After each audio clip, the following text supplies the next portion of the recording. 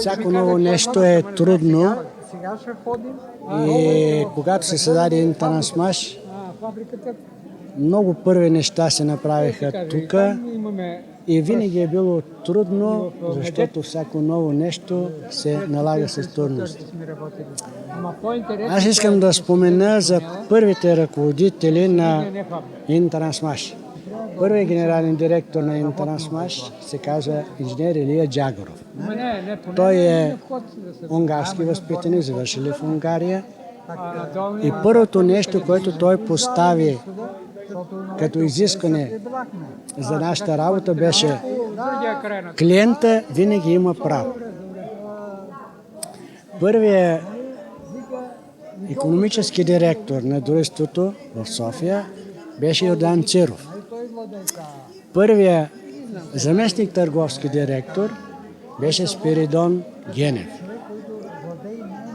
Когато се създаде Интертрансмаш, българската страна предаде, да кажем възмездно, една организация, институт, специализиран проектно-конструкторски институт Трансподеммаш и всичките тези сгради като дялово участие на България в нашето дружество.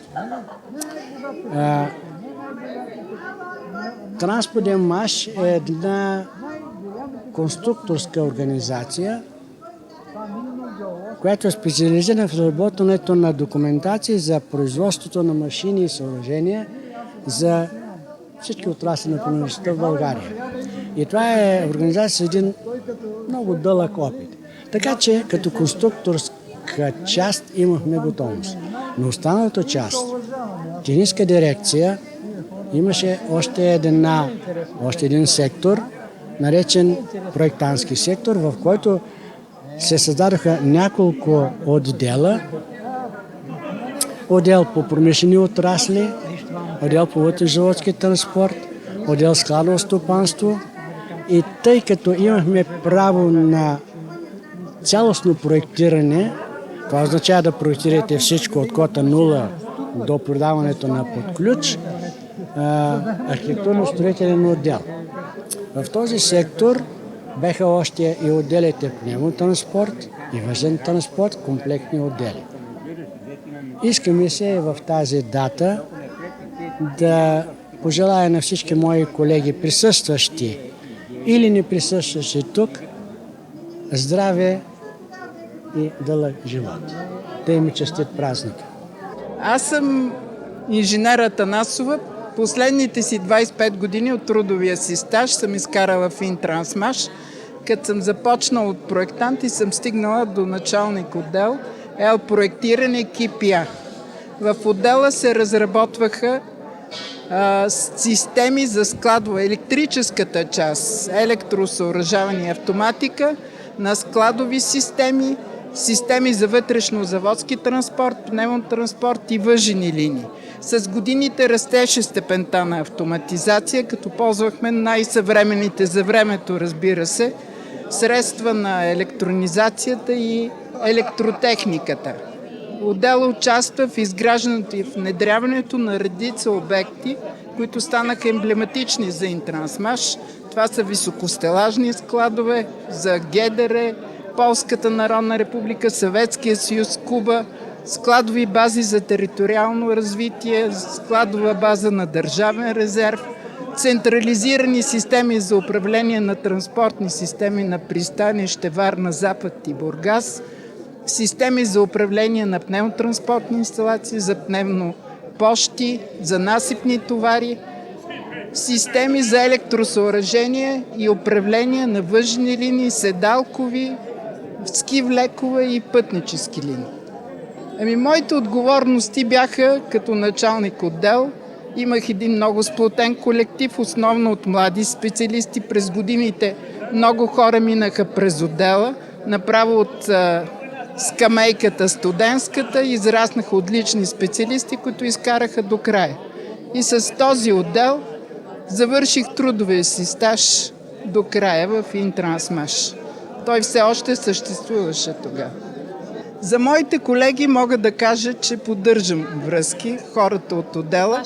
Да, те са сравнително млади хора, голямата част от тях още работят, не са пенсионери, но поддържам връзки и с други колеги, защото аз изкарах много години тук в Интрансмаш и с много хора се познавам. Бил съм главен инженер по проектирането на Интрансмаш и последните години технически директор на цялото дружество. Преди всичко създаването на съвременни проекти за изграждане на складове и транспортни системи, включително и развитие на съвременни системи, които да бъдат конкурентоспособни на пазара, както на бившия социалистически пазар, така и в Европа. Но преди всичко дирекцията се занимаваше с разработването на проекти за отделни клиенти, след това изготвянето на машините и съоръженията за тяхното изграждане и след това разработване на съответни проекти за тяхното реализиране на обекта. В този смисъл, за да се създадат тези проекти и да се реализират на практика, беше необходимо да се създават нови машини, да се изучава световния опит, да се изпитват нови машини и съоръжения и през този период, особено в последните години на 90-те години на миналия век, се създадаха съвременни машини, които бяха на европейско ниво. С колегите от Интрансмаш поддържаме непрекъснати връзки с тези, които все още са в трудоспособна възраст, се срещаме често, консултираме се. Въпроси се консултират? Голяма част, да, по служебни, голяма част от тях работят основно в строителството, изготвяме с тях проекти, консултираме ги за изграждане на системи за управление с оглед по-добра реализация на пазара. Предимно съм работил в отдел лентов транспорт. Имахме много успехи, водещо в цяла България, може да се каже. И правили сме много проекти, които и сега може да се каже, че са на световно ниво. Един като пример мога да посоча, един транспортьор 7 км дълъг на Мокелаците. След това приехме транспортьор. И това са такива обекти, които наистина са ключови, а не, иначе сме правили хиляди обекти.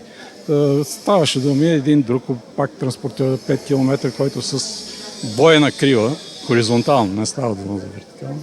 Освен това, първият тръбен транспортьор е правен от нас. Въобще, ние бяхме водещи специалисти в тази сфера. Какво да ви кажа, колегите бяха на много високо ниво. Аз съм бил както изпълнител, така и ръководител, но процесът е... Как точно протичаше? Примерно, да дадете пример с някакъв някой обект, който сключва се някакъв договор с определен фирма, да речем, както сега сне, тогава и фирмите и нямаше и такова име, но сключва се договор с дадена фирма и се прави пълен проект или частичен, зависи от договора. Нашите колеги ходят по обекта, разучават, мерят, правят задания. След това се прави проучвания за неговата ефективност и накрая почва да се осъществява, ако се стигне до този момент. И понеже имахме силни личности като конструктори, като проектанти, за нас не беше проблем. И затова бяхме на едно от много високо ниво, бих казал. Казвам се Иван Николов Константинов. Работил съм в Интрансмаш от неговото създаване от 1965 година и преди това работя в организацията, която стана основа за създаване на Интрансмаш. Започнал съм като конструктор, проектант, ръководител група, главен инженер на проект и накрая началник отдел вътрешнозаводски транспорт и складово стопанство. Мога само да ви кажа, че се гордея, че целият ми живот е минал в Интрансмаш. Затова, защото това беше една фирма, бих я нарекал, защото тя още в условията на социализма работеше всъщност като съвременните капиталистически фирми. Ние не бяхме със структура като другите предприятия, аз имахме управителен съвет. Даже трябва да кажа, че начало на този управителен съвет стояха заместник министър-председателя на България Тано Цолов и заместник министър-председателя на Унгария Анто Лапро. Тоест беше много авторитетен управителен съвет на фирмата. Освен това си имаше контролен надзорен съвет, който следеше за спазване на всички изисквания на устава на дружеството. Така че ние още в тези условия работехме на такава основа. Нещо повече, когато работехме в чужбина, други предприятия малко ни завиждаха, защото нашите договори с чужди фирми винаги бяха срещу заплащане. Правим услуга, доставяме оборудване и веднага ни се плаща в съответната валута, за която сме сключили договора. Докато много български фирми дават кредит на някоя страна и срещу този кредит правят доставка на оборудването. Но трябва да ви кажа, че най-голямо удоволствие изпитах преди 2-3 години. Отивам на едно изложение тук в Експо на Цариградско шосе и една английска фирма Линк излага един стелажен коридор с трансманипулатори, пита най-новото в областта на скаловото стопанство. Аз отивам при господина, който представляваше фирмата и му казвам: харесва ми това, което излагате тук, е напълно автоматизиран склад. И аз му казвам: господине, защо пишете, че това е най-новото в областта на скаловото стопанство, когато ние това нещо го правим от 1974 година. Доставили сме такъв склад в Съветския съюз, доставили сме в Унгария, на много места. И той казва: не е възможно, господине. И аз вземам една касета с такива наши складове, които сме ги монтирали и в които работят тия трансманипулатори. И даже тогава нямаше компютри, тогава ние работехме с други устройства, си ги правехме ние, за да автоматизираме процесите, защото тия компютри още не бяха въведени от съвременен тип. Да.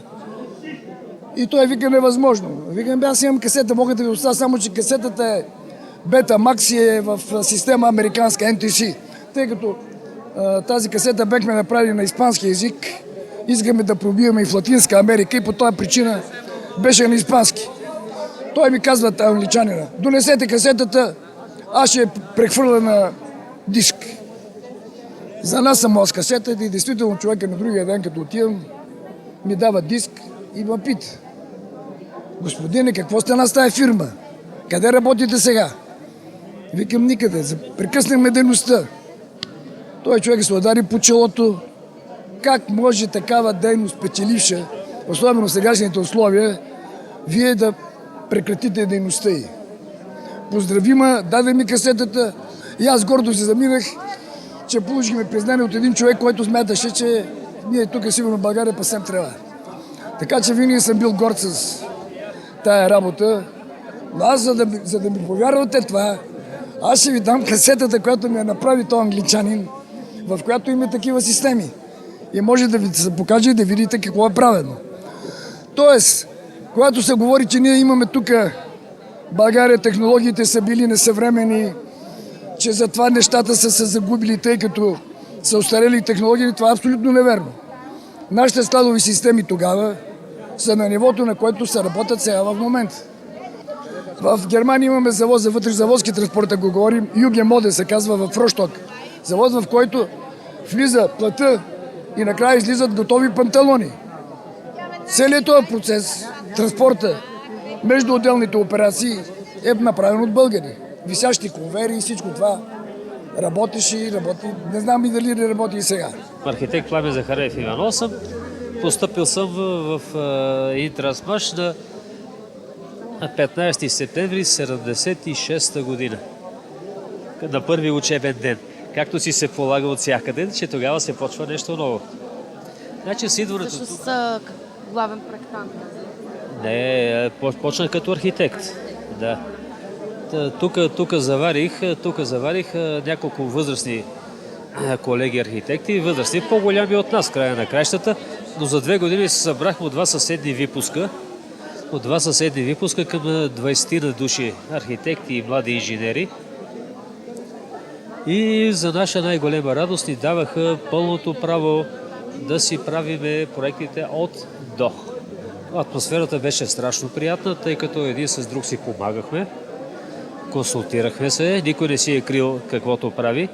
И интересното беше, че тук сме правили проекти в цялата област на архитектурата, като почнете от промишлени, жилищни,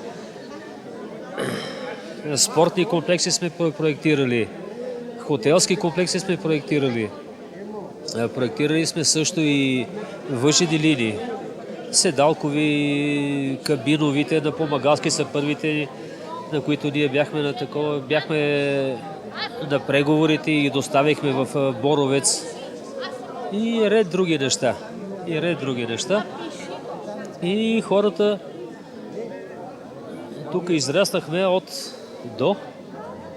Всички хора, всички колеги бяхме в едно такова нещо необичайно за днешно време, тъй като и сега съм надзорник и наблюдавам как се работи по други фирми, дето всеки си е хванал компютъра и си се мушка самичък, а ние тук си гледахме един и друг и взаимно се питахме, това така ли. И благодарение на имам 27 години стаж в Интеразмаш, благодарение на всички тия колеги, имам и сребърна значка от Съюза на архитектите, за което благодаря. Работили сме аз поне лично за Румъния, за Унгария, за Русия. Правили сме доста обекти, специално хладилни складове за Куба, за Бенин, колкото и странно да ви звучи. Правил съм казарми за Сирия. И така нататък. И оттам цялата тази, как да кажа, върталежка, те създава като специалист. Дълги години бех началник на отдел въжен транспорт, който се занимава с проектиране и комплектна доставка на въжени линии ски влекове.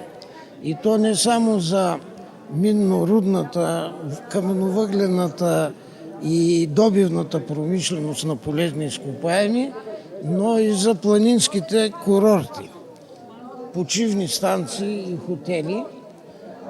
Така, например, ние, когато стана Интрансмаш, той се създаде за да обедини на едно место дейността по проектиране и по доставка на машини и съоръжения за въжени линии и ски влекове.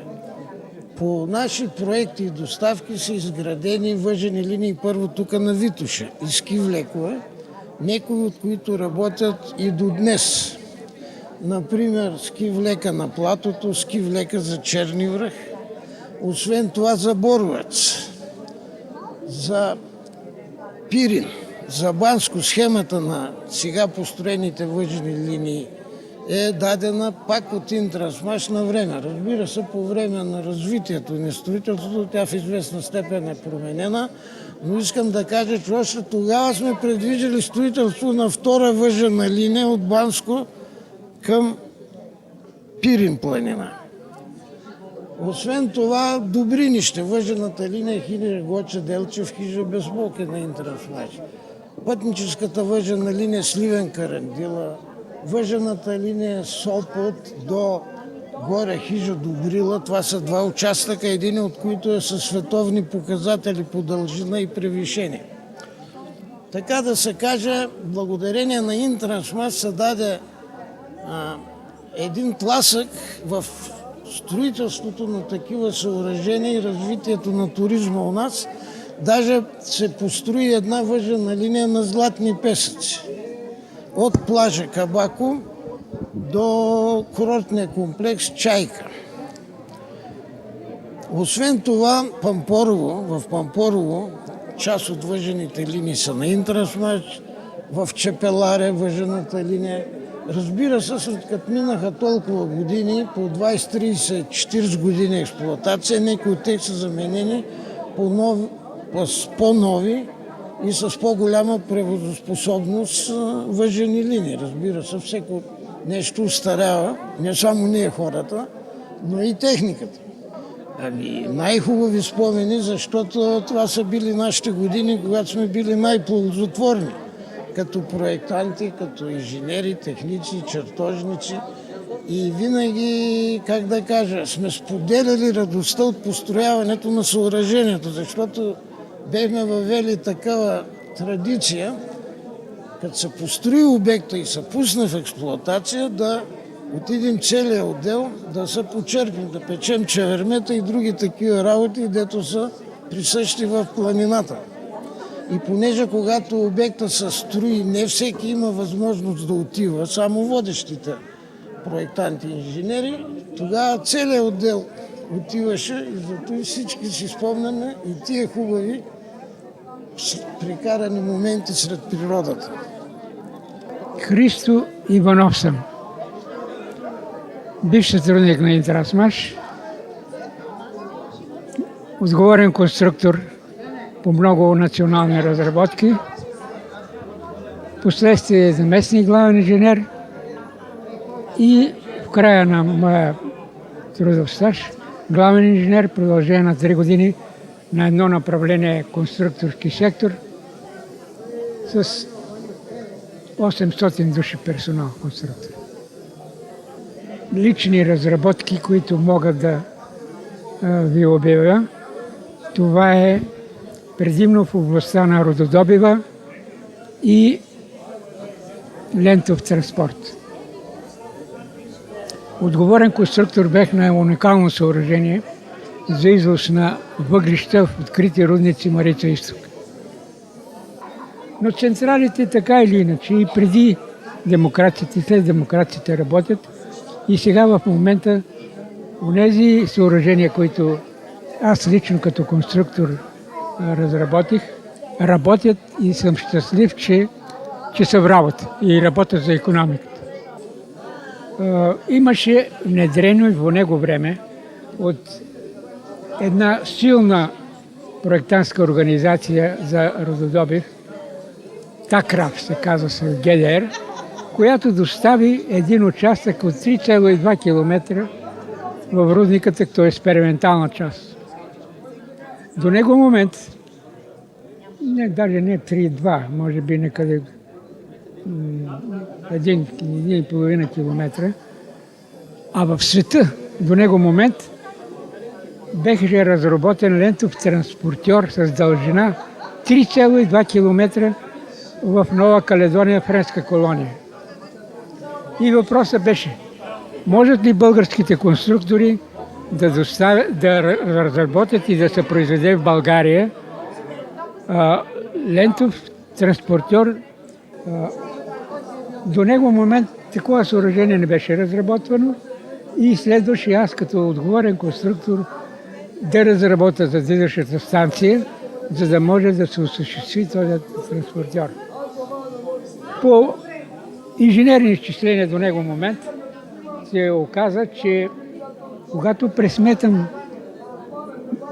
оста на барабаните, които трябва да поемат усилие 100 тона в лентата, това е огромна мощност и се получава много огромен дебел вал, 500 мм с 2 закачени задвижващи групи в края, а втория барабан по-леко натоварен, защото с една задвижваща група. По тогавашната теория, както се пресметат валове, и не само в България, навсякъде като машинен елемент, има така наречена якостна теория, която като се използва, се получават огромни валове. Това ме впечатли. Тогава решихме, че трябва да се консултираме с някого. С кого? Укърния проект в Киев. Посланника Стоян Караджов заедно със своя секретар, който беше бивш директор на Струма Перник и имахме служебни контакти, когато беше в България, ми организира една среща в Киев, в Укърни проект. И следваше да ползваме техния опит за конструктивна разработка на тези съоръжения. Оказа се, че поради това, че както върви и прави заходка багера, след като едната заходка, мога да ви изчертая нещо, се свърши, трябва лентовият транспортьор също да се измести, защото се прави нова заходка и моите за движеща станция също трябва да се измести. Произведаха се машините и ние осигурихме пусковата експлоатацията на машините. Нямаше никакви проблеми, нямаше счупени части, имаше до усъвършенстване само на бункера. Има потребност от много машини и някъде по някое време в целия басейн Марица Изток, във всичките централи беха произведени много български машини и са наследени сега от различни собственици. Част от тях са наши, част от тях са на американска централа, която ги е купила и ги произвежда с по-голяма стойност на ток. Това бяха 5 от най-хубавите години от живота ми. Бях в производствения цех на Интрансмаш. Започнах като шлосер стажант и завърших като шлосер 7-ми разряд, който тогава беше най-високи разряд.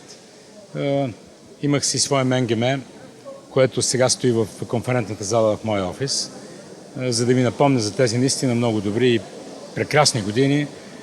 И съм изключително поласкан, че бях поканен на 50 годишнината на предприятието. Виждам тук мои приятели, с които заедно сме изкарвали цели дни и нощи в цеховете на Интрансмаш, са в масло отгоре до долу, с сините гащеризони, с ръкавици на бормашините, на струговете. И заедно след това на първо число отивахме в близката кръчма, която се казваше Излет, за да изпиеме примерно половината заплата или да се веселиме заедно. Това бяха наистина прекрасни години. Аз започнах да работя в Интрансмаш през лятото на 9-ти клас. Може би съм бил на 16 години, когато исках да отида на море и баща ми каза: да, съгласен съм сам да отидеш на море, обаче трябва да си изкараш парички. И аз дойдах тук като стажант или ученик, или както се казваше тогава, в машиностроителния цех. И след това всяка година работих, уволних се от казармата и веднага постъпих тук на работа.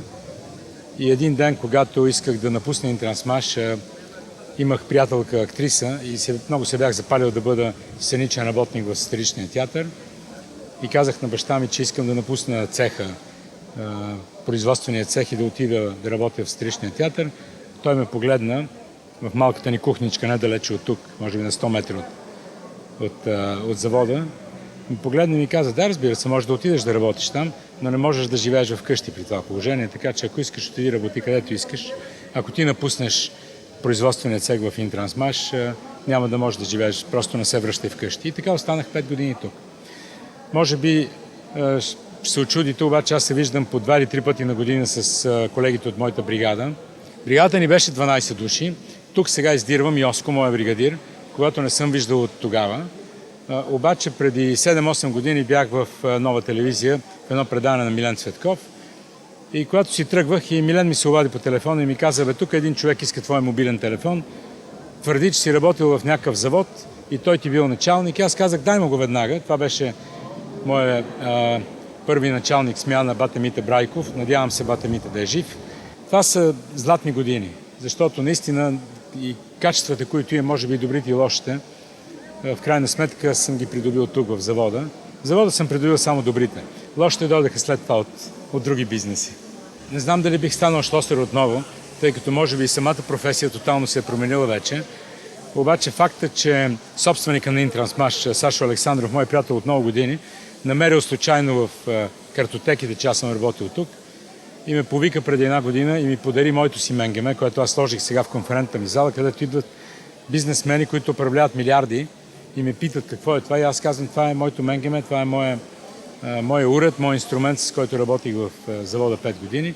Показва, че липсва ми тази атмосфера и не е толкова носталгията, която да ми казва, нали, тогава бяхме млади, пък имаше край нас много гаджета, малко ангажименти, малко грижи. По-скоро така истинската среда, истинските отношения, които бяха тогава, може би в цялото общество. Знаете ли, 5 минути закъснение за работа или 10 минути ми струваше 5% от заплатата. Това нещо абсурд сега, 2015 година, в България да го приложиш към който и да е. Но аз никога няма да забравя как 7:10 започвахме работа сутринта и аз тичах, защото вече е 7:10 и излиза началник смяната да пребере на тетрадка, на която се разписваме и той ме вижда с периферното си зрение, че аз летя към тази тетрадка и се прави на разсеян, за да мога да се разпиша. Но като закъсне вече 10-15 минути, той трябва да пребере тетрадката. И аз редовно бях глобяван. И много често взимах по 50-60% от заплатите, защото останалите отиваха за глоби. И това е дисциплината, отговорността, да кажеш, че ще свършиш някакъв детайл. И тук чакат, ние работихме само за чужбина. Чакаха немци, чехи, поляци, унгарци да си вземат продукцията и ти да не я доставиш. Ако трябва в 8 часа да доставиш готовия детайл или готовата машина направена и ти да не я доставиш, такова нещо не можеш да си помислим просто. Разбира се, времената са други вече, променихме се, но най-важното е, че няколко хиляди души излязаха от Интрансмаш, научени на дисциплина, на трудолюбие, на честност, на почтенност и това не е никак малко. Какви са така спомените ви за тези години, за самото начало, при условие, че сте от учредителите? Ами вижте какво да ви кажа. Аз съм работил в много сфери. Бил съм в производството, бил съм в администрацията, занимавал съм се и с частен бизнес, но трябва да ви кажа, че съм най-доволен и професионално удовлетворен от работата ми в Интрансмаш, където работех над 12 години. И от началото до края бях главен инженер, ръководих техническата част на дружеството. И защо това е така? Има две основни причини. Първо, че Интрансмаш имаше един прекрасен колектив. Колектив, в който имаше една много силна творческа обстановка, дух на взаимно уважение и взаимопомощ.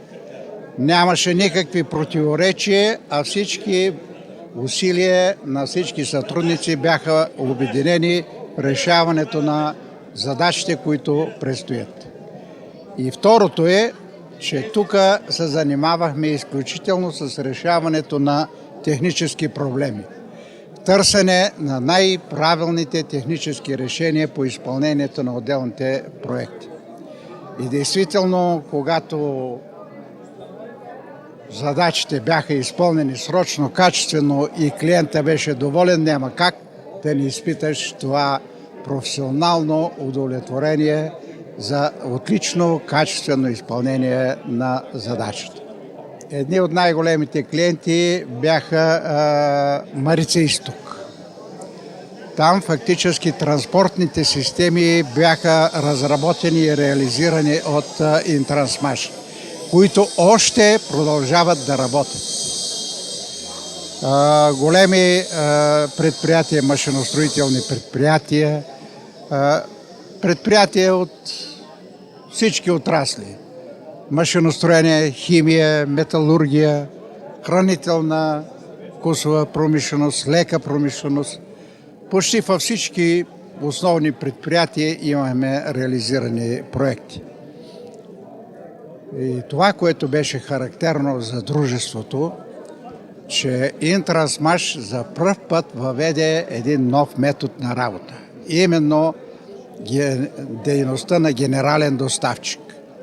Ние изпълнявахме задачите от начало до край. Включване, проучване, проектиране, конструиране на машините и съоръженията, които влизат в проекта, производство, доставка, шеф-монтаж, настройка и накрая придаване под ключ на клиента.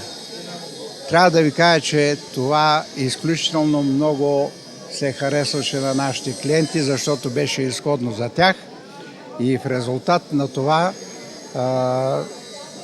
сключените договори и получените заявки още първите години многократно се увеличиха и ние трябваше действително да вземем мерки за развитие на дружеството. И трябва да ви кажа, че докато в 65-та година бяхме около 250 човека, 75-та година фактически броя на персонала нарасна над 800 човека. И трябва да кажа, че действително Интрансмаш се утвърди като една от водещите инженерингови организации в България. В резултат на новите форми на работа, именно дето ви съобщих, на срочното и качествено изпълнение на задачите, фактически Интрансмаш спечели уважението и доверието на клиентите и зато и фактически обема на работа, който изпълняваме с всяка година, значително се увеличаваше. И трябва да кажа, че виждате и хората. Тия хора никой насила не ги е докарал, а това са над 500-600 човека. Това по собствена воля са дошли тук. Защо? Защото уважават организацията си, са доволни и са останали с много добри впечатления от работата си в това дружество. Това мен също ме изпълва така с удовлетворение, защото съм бил един от техническите ръководители на дружеството и изпитвам така известна гордост. Интрансмаш ще остане в сърцата на всички тия хора, защото е една организация, която остави трайни следи в развитието на народното стопанство в Република България. А продължавате ли да се виждате с колегите си, с хората, които са? Поддържаме контакти, срещаме се, правим си така междинни ограничени срещи с отделни колеги, така че не сме се забравили. И няма и да се забравим, докато сме живи.